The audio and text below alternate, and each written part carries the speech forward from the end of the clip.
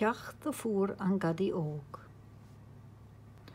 Chuir a bháthair tá sin cheachtarach go dtí an bailí mór.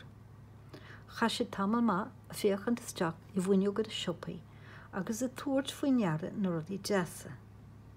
Faoi dhearra, chunig sé cúntar fada I gceandan na siopaí agus anchuid boscaí millseán ar a gúntar sin. Bhfuil dúil is na millseán é agus chlánaí sé isteach doras a siopa go ciúin ré.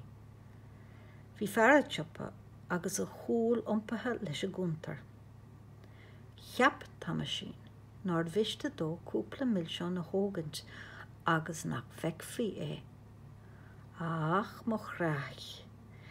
Bhí scacháin os cór an éire agus chonig fear an siopa táime sin ag cur a láimhe sa bhosca ag tógant cúpla millseán agus an níthe. Dumpa sé go tuban is thug a aghaidh ar an ngáirtsóir. A gharsún ar sesin. Bhí nimh sa bhosca sin agus tá súil agam nár itú éon ní a bhí an. Tháinig scanra an domhan ar chomá sin. Ris sé bhaile agus ag crith ó bhan go baithis. Duine sé gachra dá mháthair. D'obair duit ar san mháthair.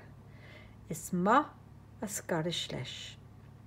Béidir nach bhaid tú bás an iarlacht seo, ach seachan na gharsún is nágóid éon rud dá leid a ríist ad a bharfar.